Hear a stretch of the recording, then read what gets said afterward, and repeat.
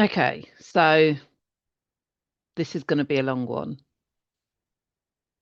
I'm recording this video on more or less the exact time that we're having the new moon in Cancer on the 14th of July 2026. This is a really rare new moon in Cancer, and it's the only new moon that we will have in its home sign for the entire year. We already know this year is proving to be pretty extraordinary. We were all really excited about the fire horse, and here it is in action. And as I said a few months ago, if you're not going to get on the horse, you will be dragged and just find yourself holding on to the horse's mane or tail. So here we are. It is July. We are more than halfway through the year. And I want to do a little bit of a review of the evolutionary astrology timeline from the 29th of June through to the 26th of July. So almost a month. This is one of the most auspicious months of the year, and it does include the collective skipped step that we're all going to be feeling this week in the next couple of days. And it also includes another rare phenomena, which is Barbo's basket. So if you are interested in astrology at all in any way, shape, or form, you would have heard astrologers all over the internet speaking about Barbo's basket. Now, while it's not an astrological term, it is named after the French astrologer Barbeau, who first recognized the phenomena, which is effectively the outer planets forming a very specific pattern, right? They're aspecting each other in a certain way. This year, it actually forms to create a basket shape, which I'll talk about in more detail. So let's get into it. I have spent a little bit of time with Claude creating an amazing infographic, which is a timeline. If anybody would like a copy of this, please message me or email me and I'll send it over to you. So, starting 18 months ago, we had the North and South Node, which are the points of the moon's elliptical journey. So, every planet follows a path within the sky. So, where the moon's highest point is called the North Node, and where the moon's lowest point is called the South Node. And this is in relation to how the moon travels around in the sky, so around the Earth, in an elliptical. So it's not a circle, it's an elliptical shape. So we have a northern node and a southern node. So as this happens, it moves through the zodiac, but it actually moves anti-clockwise. So for the past 18 months ago, the moon's northern point was in the sign of Pisces, and the southern point was in the sign of Virgo. So we've been working through a collective karmic lesson. The moon is where the soul enters or lives, is positioned in this lifetime. The south node is where the soul enters this lifetime, as in incarnates, and the north node is where the soul exits in this lifetime. So, where we have the south and north node in our charts tells us where we came in, as in what we left behind in the previous life, and the north node is what we're heading towards. What is the intention of our soul during this lifetime, and where we'll exit before we enter the next lifetime. Very few souls are living their final life. I hear this all the time. People like, this is my last life. Maybe not.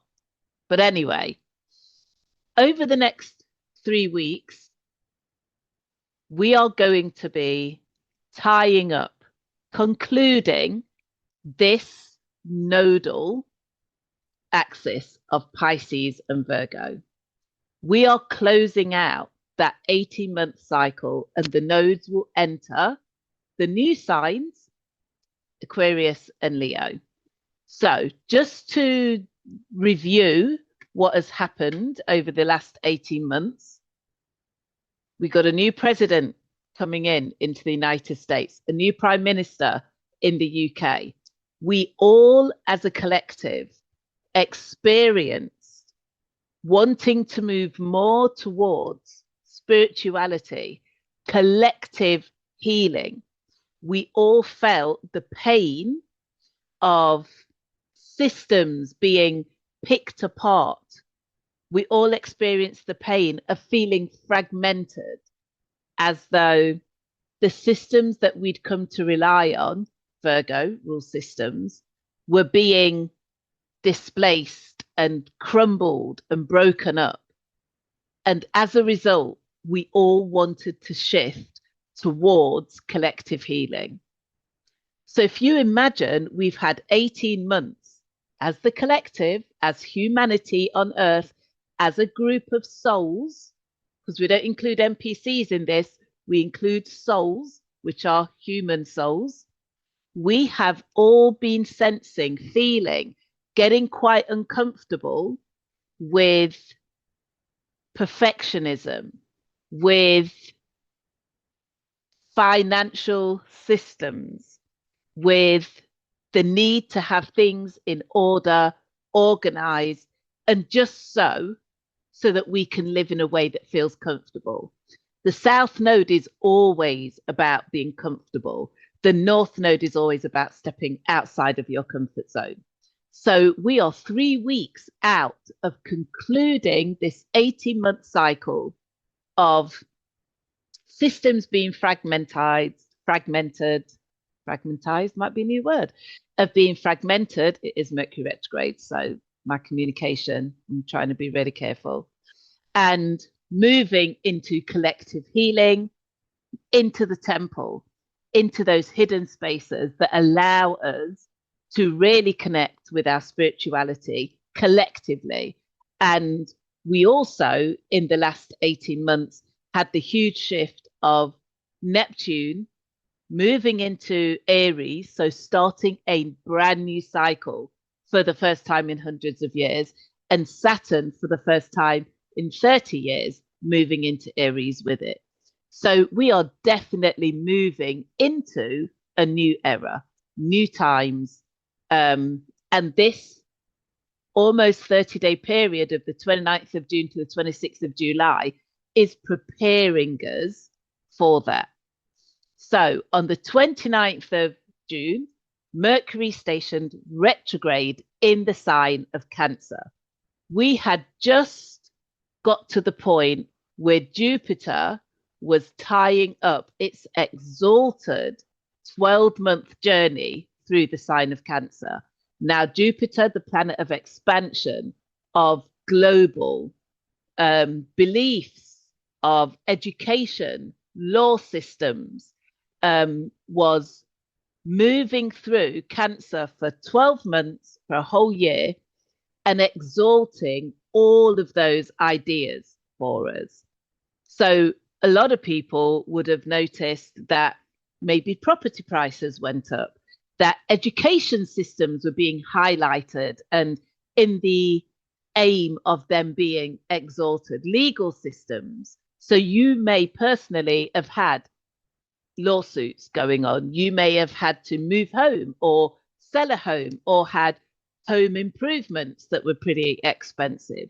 You may also have had to review your own education or really think about studying from home, working from home, or even your children's education could have come into focus. So when Mercury stationed retrograde at 26 degrees 15 minutes of Cancer on the 29th of June, we were being invited as souls, as the collective, to turn our minds back into our ancestral past. Cancer is the sign that rules the home and the ancestral family that we come from. So it takes us back into nostalgia. It takes us back into memories of times gone by. Now, what's interesting is the Sabian symbol And Sabian symbols are a methodology almost of images that tell us what those degrees in a sign actually represent. You can Google Sabian symbols and look at the degrees in your birth chart if you're interested and see what they mean. So the Sabian symbol for where Mercury stationed retrograde was a violent storm, and I've got little glyphs because I don't have copyright over Sabian symbols. Little glyphs here, which is a violent storm in a canyon filled with expensive homes. We were basically being told that this Mercury retrograde was about shaking those false, illusionary foundations, right? So if things appear solid, appear as if they are carved in stone, we're going to know the truth. We're going to know, are they really solid, or are they false securities that we've created so that we feel safe? This happens before a karmic chapter, a soul contract is ended.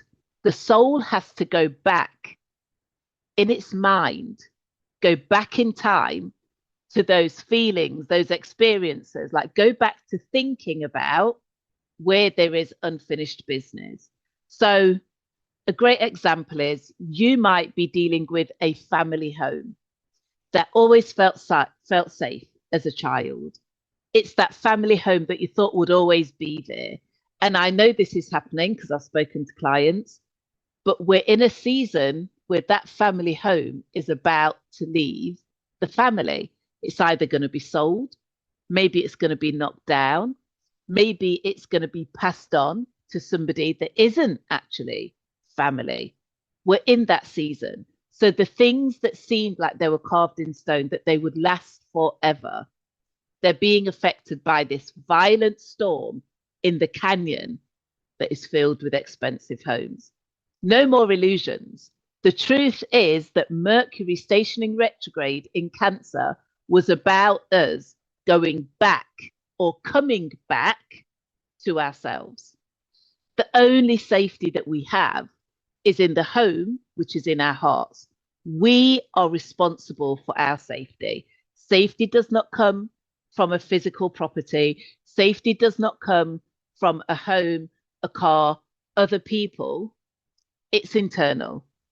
So there's a mindfulness practice, which is called coming home to yourself, which is literally about getting really comfortable, grounding, feet on the floor, taking a few long, deep breaths in, and just coming home to yourself. Come back, observe the thoughts and emotions, be at one with all that is going on within yourself. Your body is your original temple. And so as the nodes come back to those 0 degrees, getting ready to shift into a new sign, we're being asked by this Mercury retrograde to review where we've been ignorant, where we've allowed the illusion to give us this false sense of safety and security. And in fact, before the storm in the canyon filled with expensive homes, before it totals everything, to remember, to recall that safety is internal and that Cancer, the sign, is telling us to return to ourselves. So on the 10th of July, Venus, the planet of attachment, desires, love, money, values, talents, was conjunct that south node in Virgo at 0 degrees. Now, Venus in Virgo tends to be a little bit picky. Venus loves beauty, all things beautiful. Venus is the interior designer, the fashion designer, the high-level chef, the sommelier, it's all about beauty, the best things in life. And we know they're not free, always. So Venus moving into Virgo is already highlighting where we've become attached to the inner critic, to perfectionism, to having all of these systems that have fooled us into thinking that life is stable and strong. So as Venus met with the South Node at 0 degrees and 39 minutes of Virgo, this was a sign of good fortune, landing right here as the karmic door prepares to close, as we get ready to end the 18-month Virgo Pisces nodal cycle. So Venus at 1 degree of Virgo, the Sabian symbol is the portrait. Here's my little glyph. This is the significant features being artistically emphasized. Now, I want to tell you, when Venus shifts signs, especially for those of us that are Venusian, right? I'm Taurus rising and I have very prominent placements in Libra. So if you have significant Taurus, Sun, Moon, rising or placements and Sun, Moon, rising in Libra, you're going to understand what I mean. So you see this symbol is literally the portrait, and it's talking about the significant features being artistically emphasized. Now, anyone that's engaged with me for a while, you will know that my Venus is actually in Leo, and normally I have big hair, like my hair's kind of curly and out, and, you know, sometimes I have extensions and it's quite long, but I'm a hair girl. Since Venus went into Virgo, I've just been having like my hair slicked back. I've been having buns and ponytails and just wanting my hair out of the way, almost as if I'm trying to be the portrait and have my features emphasized. This is the energy of Venus moving into Virgo. We get almost clinical about the details. So it's those small things around what shade of green. Well, it's got to be sage mint apple green or pear green, not just any green, right? It's got to be no hair out of place. It's got to be, you know, the best clothes, simply put together, but looking really groomed, right? So as we have this Venus energy of attachment joining the South Node at 0 degrees of the sign of Virgo, which is again about perfectionism, criticism, judgment, all about those small details, right, being picked to pieces. We're ready to close the door on this energy. We are ready to let go of this almost chameleon-like energy, which is governed by our needs to perfect. So where we have measured ourselves by our usefulness, by how solid our systems are, by how perfect we are or appear to be, where we have considered ourselves to be worthy because of how much service we give for free or very little, that cycle is closing. And so if we think about the big things that have happened for the collective, where everybody has been feeling almost like not good enough, right? Feeling a little bit worthless because of the incoming energies of things like AI, right? So we have people in two camps. AI is great, AI is terrible. Effectively, what it's telling us is that collectively, we're unsure. We have uncertainty about this artificial intelligence and what it means for us as human beings. It's creating this critical internal narrative around, well, I am good enough. I don't need the help of technology, or, well, I've always wanted to do this thing, so maybe now I can get this amazing thing done with the help of technology. So this is a great time for us to close that chapter, to allow ourselves to be seen, heard, felt, and experienced as we are. Strip back some of the excess. Be brave, be courageous, and just say, I'm not perfect. And even though I seek perfection, I don't always have to show up as perfect. I'm going to do my best because Venus always wants to do her best.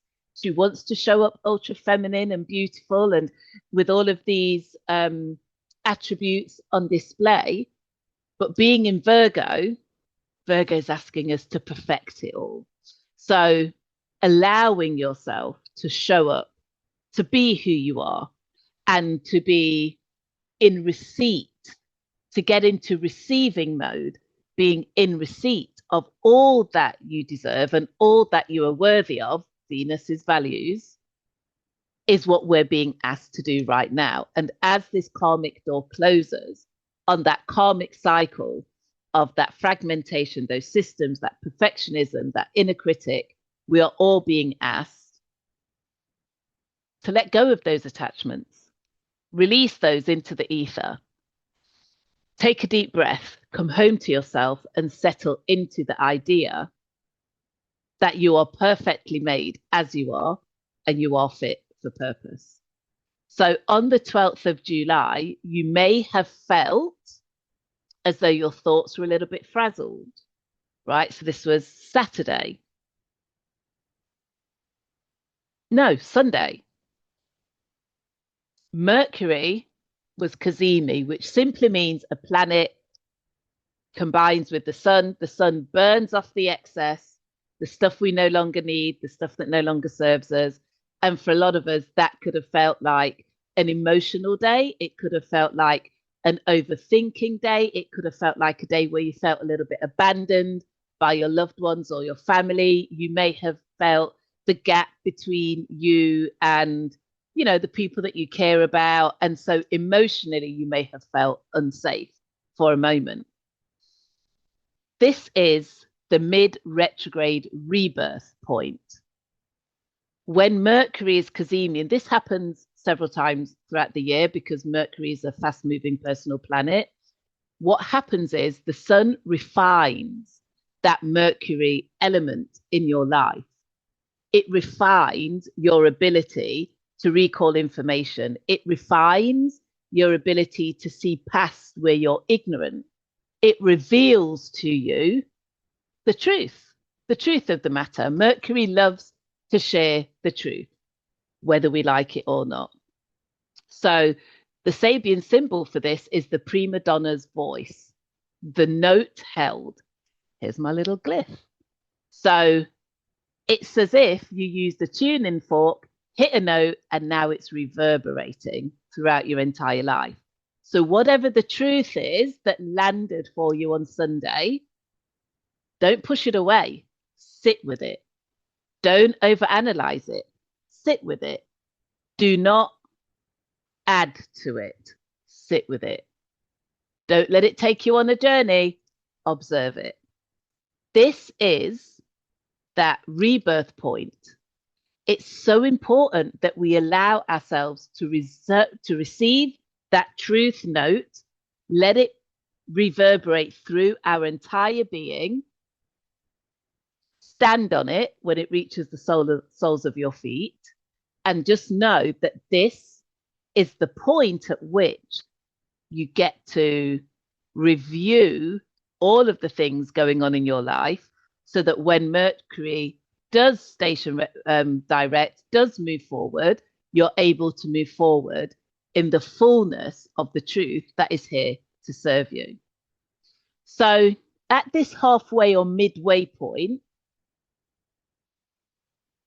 the sun reignites the review.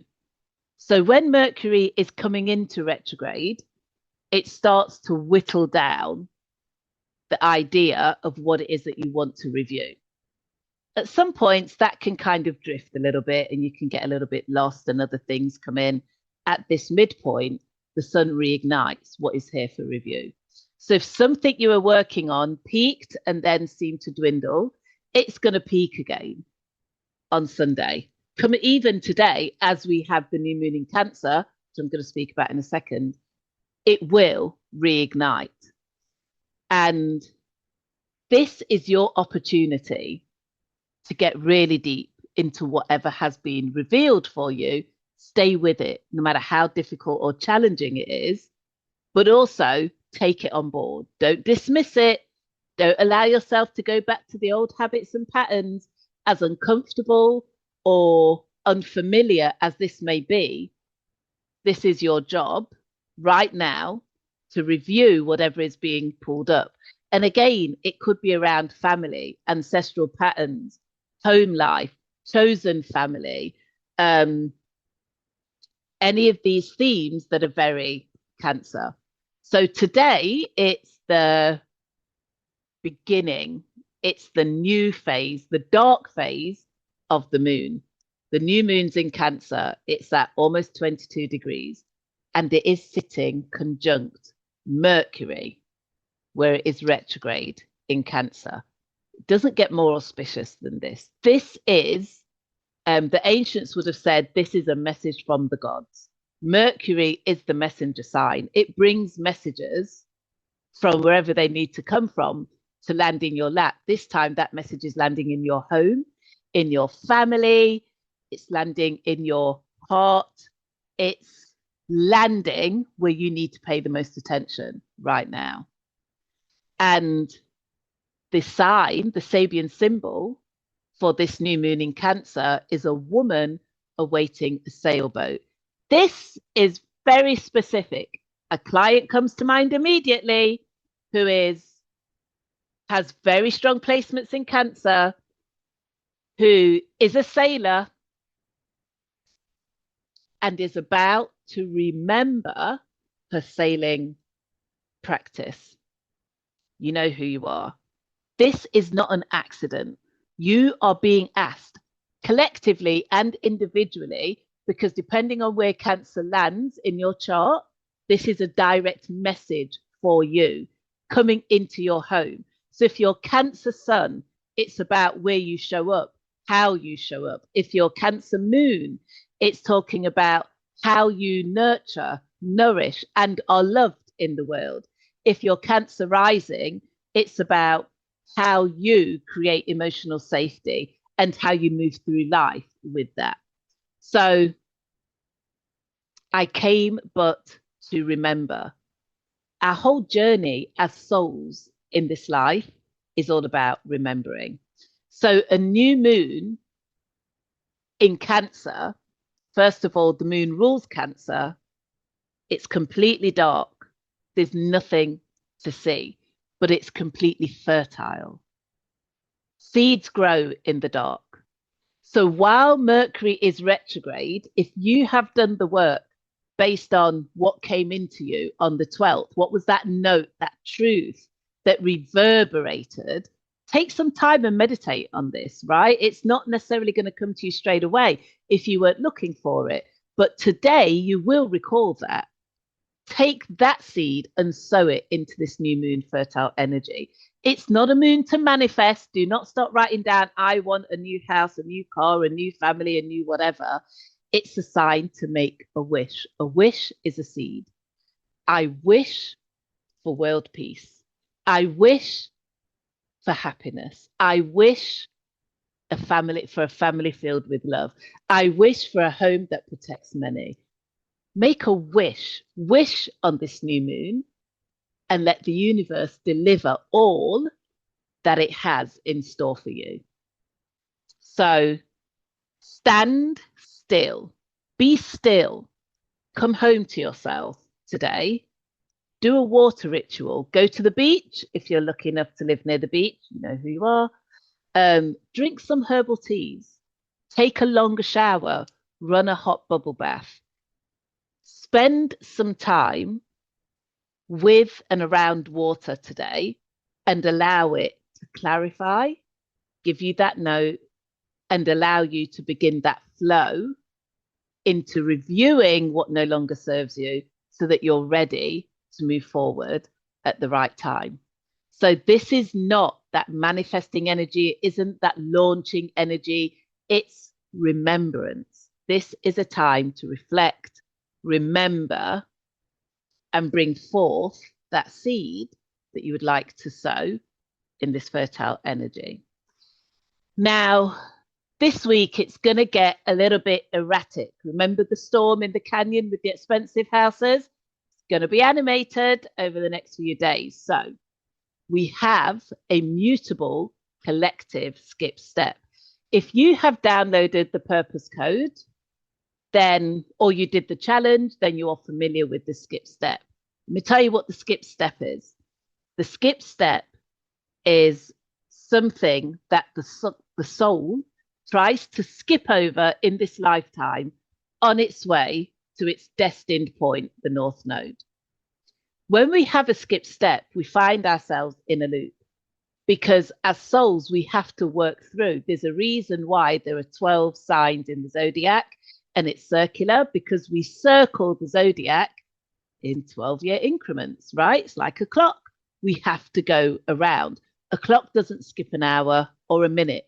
It goes through each one. So when we try and skip from 6 o'clock to 10 o'clock, it's not going to work. We're taken back to 6 o'clock so that we can go through to 7, 8, 9, 10, 11, etc. So when we have a skip step, it often feels like it's just how I am. This is how I show up in the world. This is how I work. Not true. It's usually a pattern, a habit.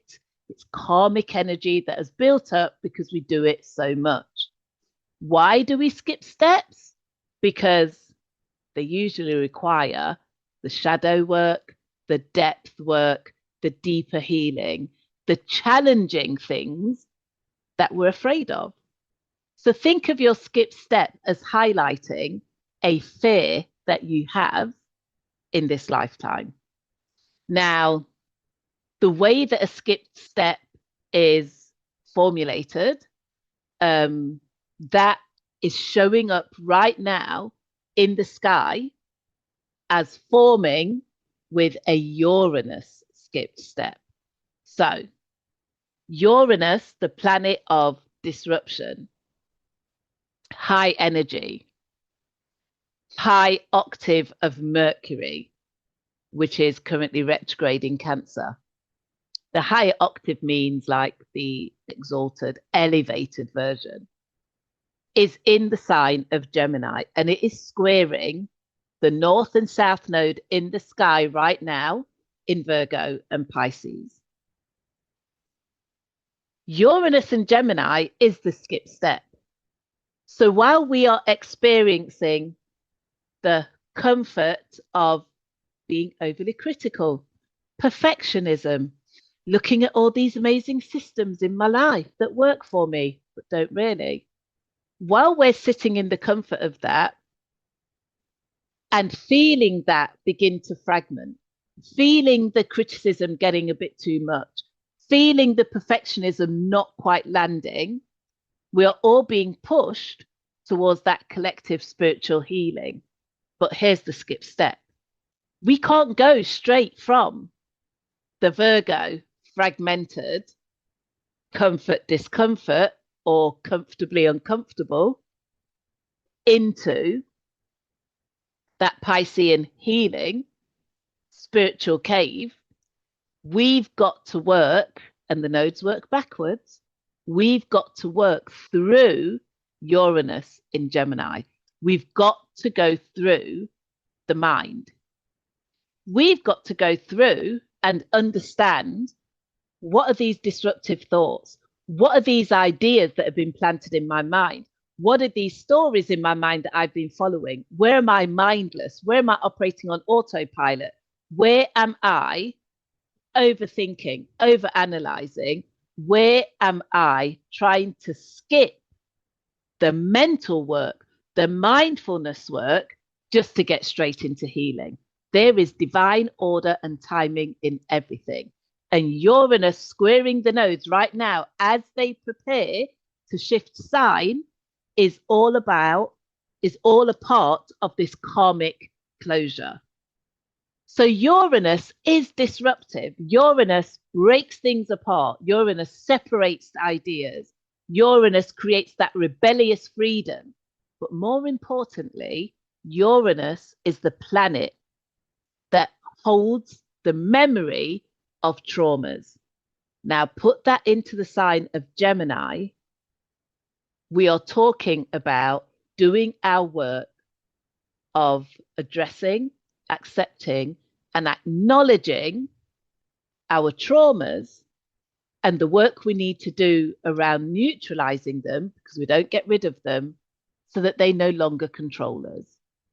So those traumatic moments from your past, from your childhood, from your ancestral family are waiting to surface right now before we close the karmic doors on that Virgo Pisces nodal axis. Before the nodes shift into Leo, the creative, and Aquarius, which is ruled by Uranus. So Uranus squared the nodes is not an accident. It is here to support us in doing the deep, historical, traumatic work. Now, here's the bit that is really challenging. You might have to clear up some ancestral trauma that you carry because nobody else did the work before you. You might have to clear up the patterns where everybody buries their head in the sand. Nobody wants to speak the truth. Mercury rules Gemini, lower octave of Uranus, in Cancer, with the family and the home patterns.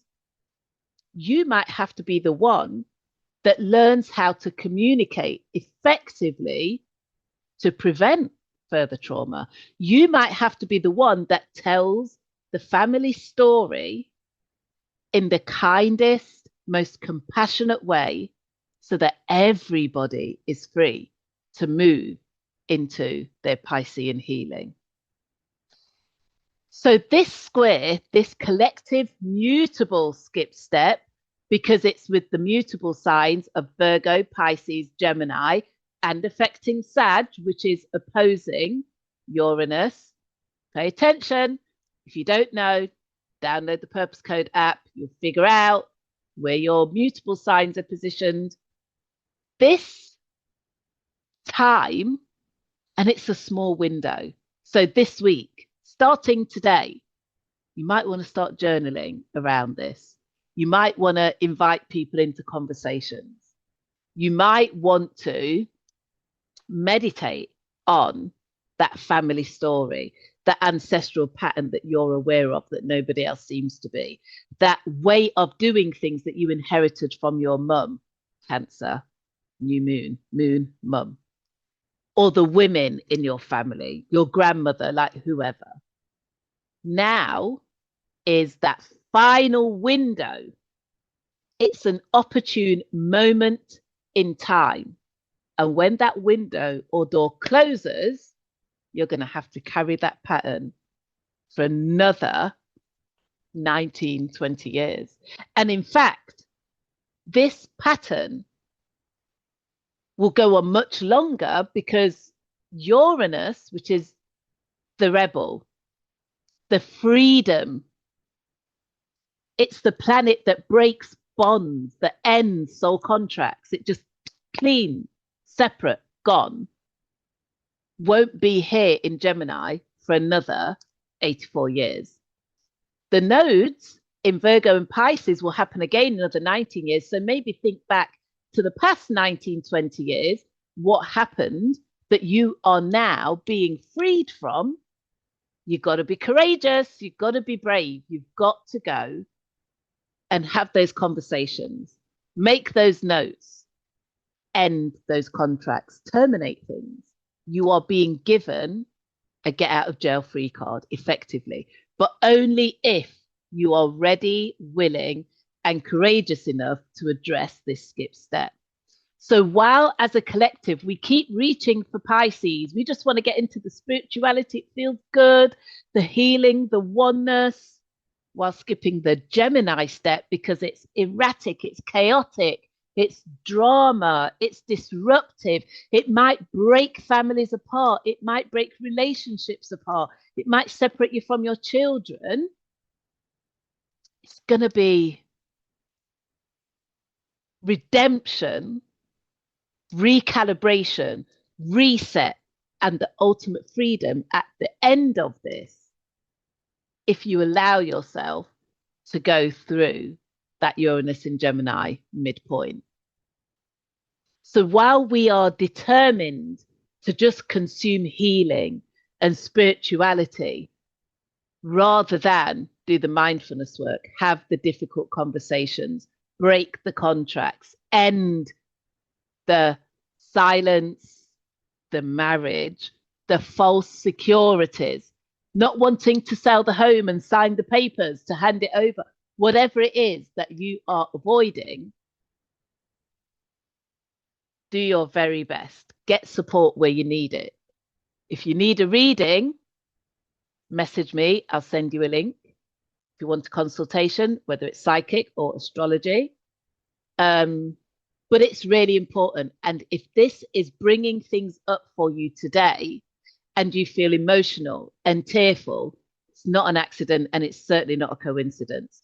This is about you making that shift to address the collective mutable skip step. A mutable meaning that we kind of go with the flow and we're chameleon like and we change and shift. We've got to get firm. The nodes are moving out of the mutables into the fixed signs. So things will be changed. So do what you need to do, get the support you need to get, and stop skipping this important step. So take a moment today to digest what's coming up for you. Allow yourself to be curious rather than judgmental. You won't have any certainty right now around any of this. We're in water. We're in flow. The emotions are everywhere. Nothing feels like solid ground at the moment. Do what you can to regulate your nervous system. Get in the water, swim, take a bath, wash your hair. I washed my hair at like 6 a.m. this morning. But get into communication, get those thoughts out, journal. If you go into the app, you will see that there's a little microphone on Ask Shereel. Speak your questions. You don't have to type them now and get the answers that you need. So just to give you an idea of why Uranus is so impactful, in 1858 to 66, Uranus was in Gemini and the telegraph was created. The nation became divided around the origin of the species. Think about Darwin. 41 to 49, Second World War, the radar was created. We had the very first computers and the atomic age began. Again, a world divided and then rewired. 2025 to 33, because Uranus went into Gemini for a few months last year, retrograded back into Taurus, and then went in permanently this year. AI and the information flood. Every time Uranus goes into Gemini, there's an information revolution that splits the collective mind. There's always a lesson every single time, and our job is to reconnect, rewire, weave it back together. So this 84-year pattern is showing up collectively, but also for you personally. So 16th to 17th of July, beware of the mutable skip step. You will feel yourself pulled into having a conversation, communicating. Do your best today and over the next coming days to really absorb whatever's coming up for you and prepare for the next few days. So I told you this was going to be a long one. Listen, if you need to take a break, pause, come back. If you want to just have it on in the background while you're folding laundry, doing some work. And like I said, if you would like to have a copy of this infographic, just email me and I'll send it through to you. It's free of charge. I think it's really useful.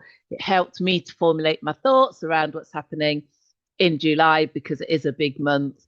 And for those of you interested in astrology, as well as purpose, I think this is a great opportunity to understand some of the transits and the movement.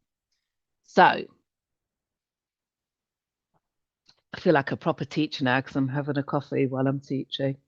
Anyway, 18th to 20th of July, it's the big integration moment. I've had people asking me about Barbo's basket and why it doesn't come up in Ask Shereel, because Ask Shereel is not a pop astrologer. Ask Sheril does proper astrology. That's a small but very significant difference. So Barbo is a term that has been coined by popular astrologers. That's what I mean by pop astrology. I'm not diminishing it in any way, shape, or form. Scratch my nose, I'm not lying, I promise. But Barbo is the name of the French astrologer who first noticed the formation of the outer planets. So on the 19th of July, which is coming Sunday, Jupiter will move into 4 degrees of Leo and will create a basket in the sky with the outer planets, Neptune, Pluto, and Uranus. They are all going to be at 4 degrees of the respective signs. This is not accidental.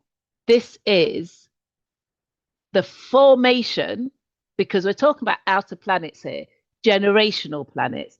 These planets move very slowly. They create generations.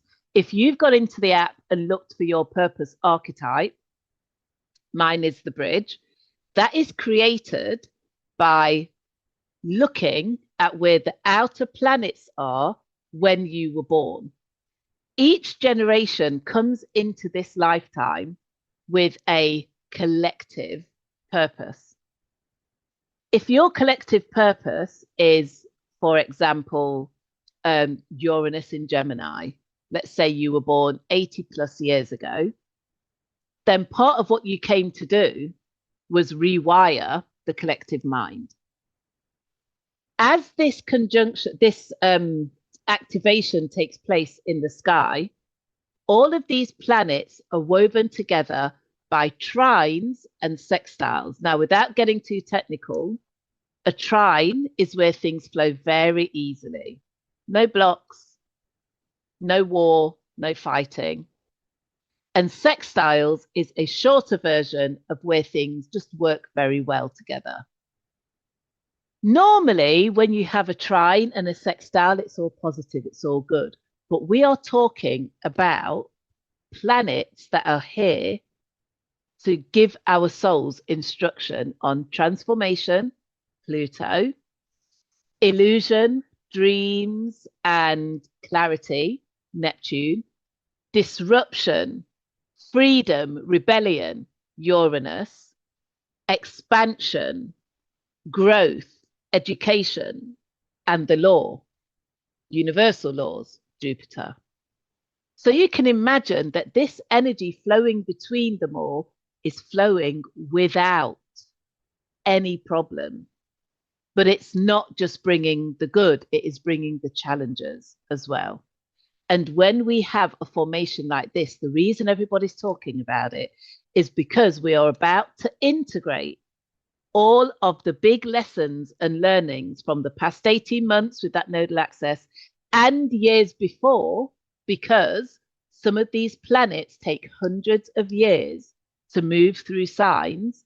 We are concluding and tying up hundreds of years of collective karma.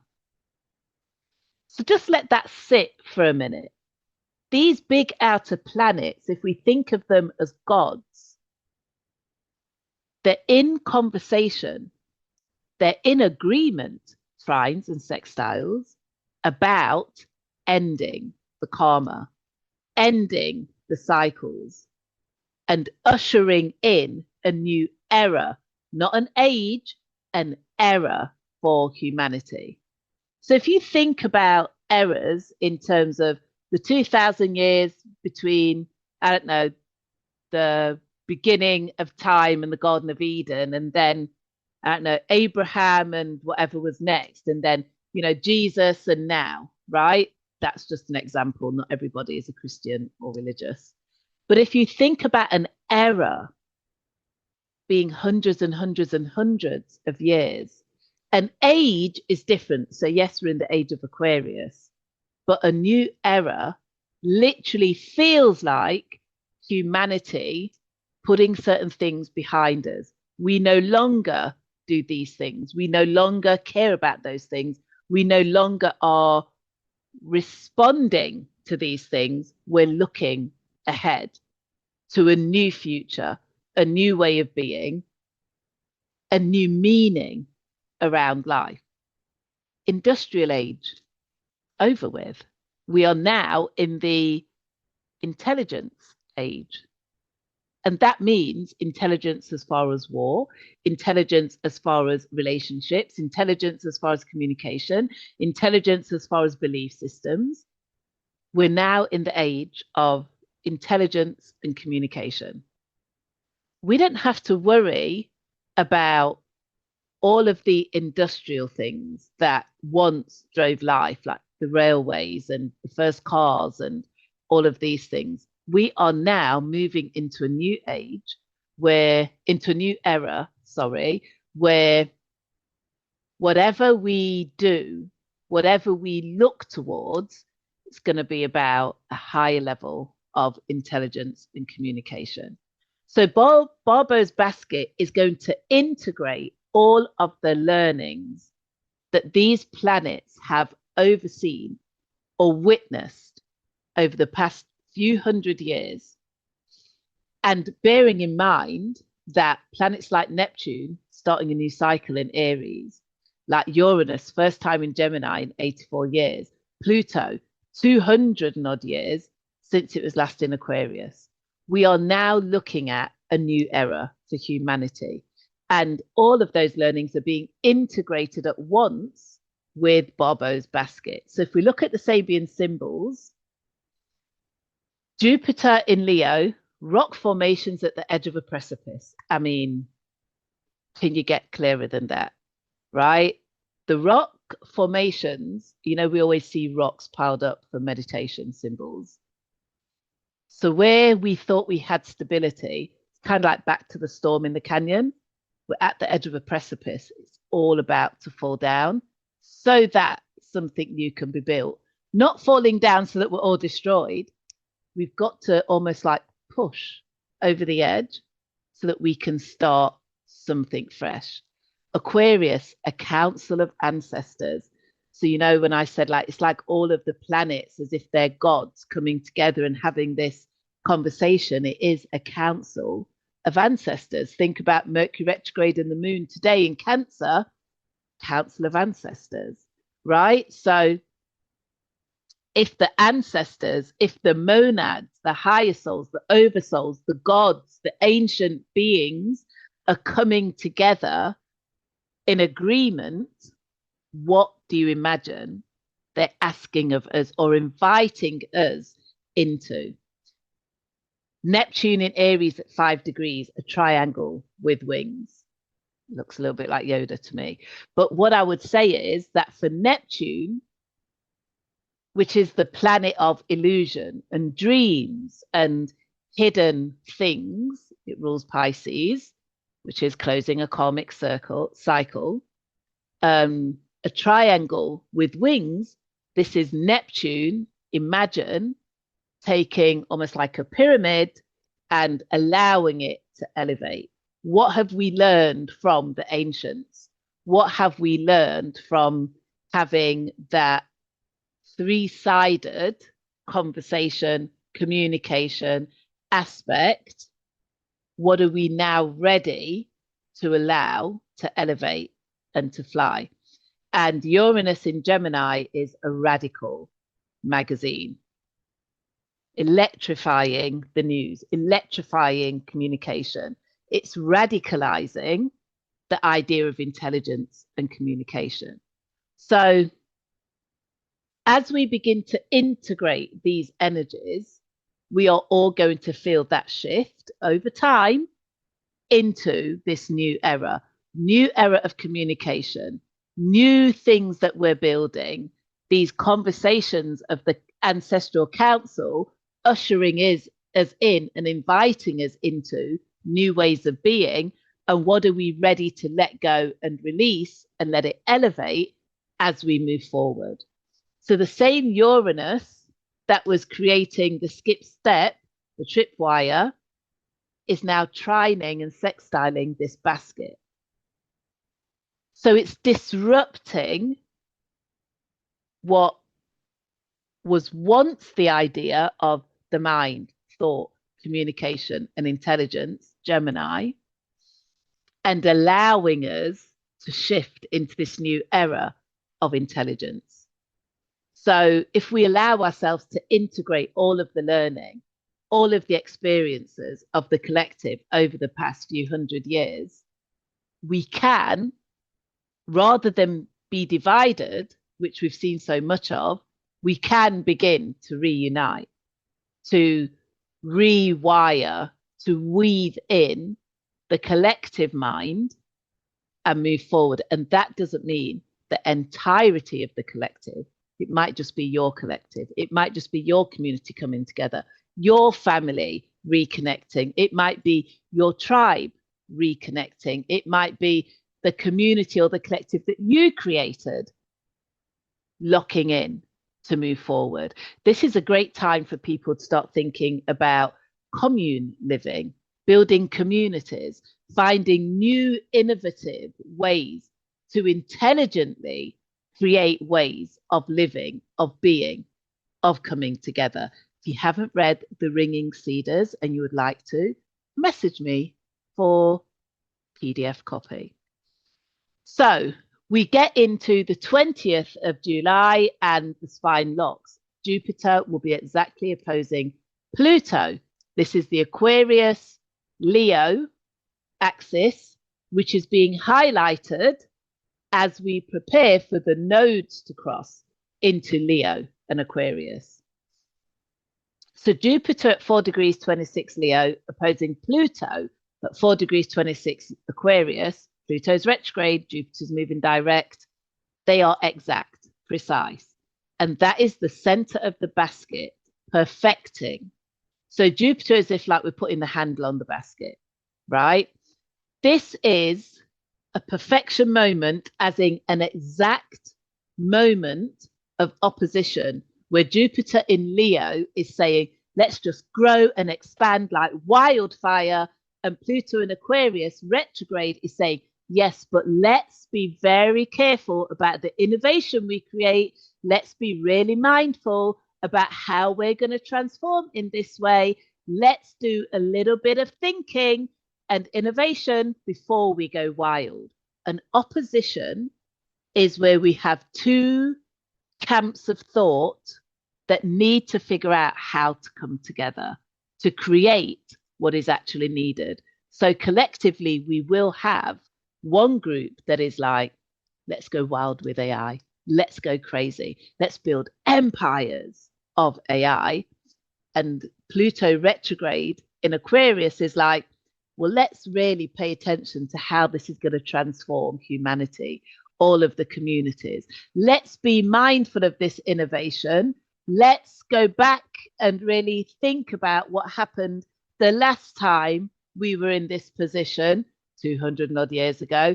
Have we learnt enough before we allowed this to spread like wildfire? So for those of us who are pro AI, it doesn't mean that we're not conscious of the effect of AI on humanity. It means that we are aware that we must be mindful in how we use and operate AI and what we build with AI. So the Sabian symbol is I shine, but never apart from us. So this is just such a beautiful thought and almost like moment to really say, listen, we can all shine, but we don't have to go out there and just be the emperor, right? With no clothes on. How about I shine, we all shine?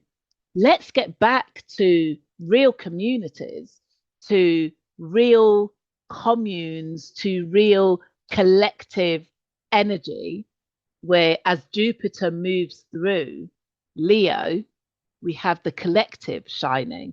Like as we learn, we teach. As we create, we share, right? Never apart from us. So I think that is like such a beautiful Sabian symbol. So as I said, this Jupiter exact opposition to Pluto is preparing the ground for the nodes to make that shift into Leo and Aquarius, which happens on the 26th of July. And this is the door, it's the coda. The nodes leave Virgo and Pisces and enter Leo, South Node in Leo, and Aquarius, the North Node. And this is the very axis that the basket lit up for us. So for the next 18 months until March 2028, the old karmic cycle closes and a new one opens. We will spend the next 3 weeks closing out those soul contracts, that addressing that collective skipped step. And on the 26th, we will be ready to start a whole new one. So if you're ready, willing, and courageous enough, because you might not feel able, but you might have the courage to lean in, take today to really reflect on what that skip step means for you in your life. Are there family secrets? Is there something about the family home shifting? Is there something about ancestral patterns or even traumas that you are aware of? Because awareness just means it's your work to do. So this amazing series of events happening this July, it's all working for us. It's all working for our good. And it's going to be challenging.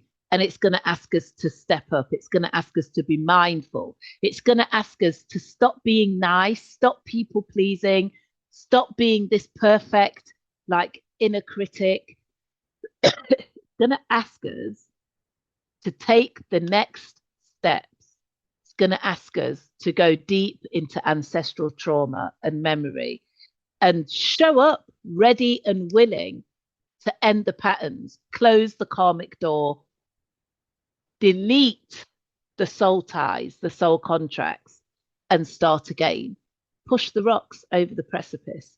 Allow the expensive homes in the canyon to be hit by the storm, because we're ready to build new communities, new societies. We're ready to move into the new era that the Barbo basket is highlighting for us. We're ready to be invited in to what's new, according to the council of ancestors and ancient gods. We are ready, this is my favorite bit, to shine, but never apart from us. So figure out where you're willing to lead and where you want to take people on that journey with you. So the whole arc in one breath. Mercury turns us back into the emotional past. Venus closes the karmic door on Virgo. Worth through usefulness on the 10th of July. The new moon today, the 14th of July, seeds a beginning made of memory, not about launching, not about manifesting, not about novelty. And then the skip step lights up Thursday, Friday of this week, showing us where we're divided, where we've overloaded the mind, where we have hidden traumas, hidden memories that are ready to surface, that we bypass on the way to getting our healing. No healing without addressing, accepting, acknowledging the trauma, the memories, the thoughts that plague us, that control our lives. And then the basket weaves it back into the whole. It integrates all of the learning, everything that comes up through this new moon, through this Mercury retrograde, which, by the way, will still be in shadow until the 6th of August. So this energy is going on for a while. And then just as the nodes cross onto the very axis that the basket lit up, Leo Aquarius, we prepare to start anew, start afresh. Use these next few days to really end those old karmic patterns. Let go of those stories. I don't care how big or small they are. Release them into the ethers. Trust that you will be held in your own emotional safety by coming home to yourself. Putting yourself first means ending the ancestral patterns that you carry, means radical selfishness, self-love, self-acceptance, so that you can move forward into this fresh new era that we're all being promised by Barbo's Basket, where we get to integrate all of the learnings and start a brand new era of life. It's not random, it's not coincidence, graduation. Thank you for watching. Thank you for listening. Please share this video. I hope you found it useful. And again, if you haven't already done so, please download the Purpose Code app. You can find out your purpose archetype for free. And if you want to subscribe to a paid membership, it is just £12 a month right now. And if you'd like a copy of the infographic that I just talked you through of this timeline, then please go ahead and message me and I'll send it through to you. So thanks for watching. I hope you found this useful. Bye for now.